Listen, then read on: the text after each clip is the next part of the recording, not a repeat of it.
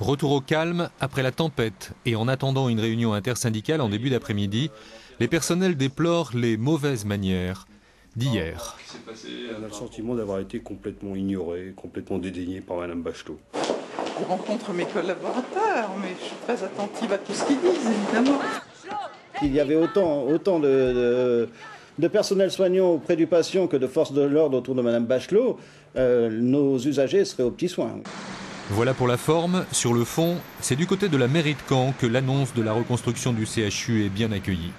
Elle va permettre, bien évidemment, d'assumer à la fois le développement, la pérennité, la mutation de cet hôpital universitaire qui a un rôle essentiel, notamment pour tout le bassin de vie de l'agglomération caennaise, mais comme hôpital de recours pour toute la Basse-Normandie. C'est normal qu'il soit content. Pour lui, c'est important d'avoir un bel établissement.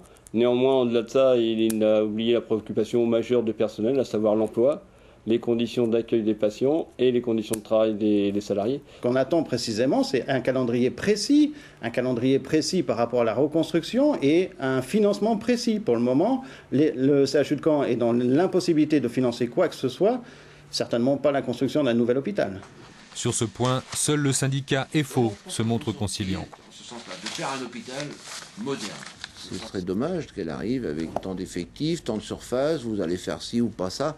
Non, c'est aux bas normands de se mettre au travail, de réfléchir et de penser un outil moderne.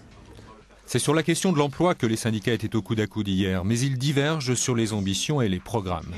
De notre côté, on va attendre un peu de ce qui va se dire au niveau intersyndical, mais visiblement, on ne va pas tous être sur la même longueur d'onde, puisqu'on ne va pas appréhender la reconstruction de la même manière, dans le sens où, pour nous, CGT, la fusion avec des partenaires privés ou du libéral n'est pas dans notre idéologie.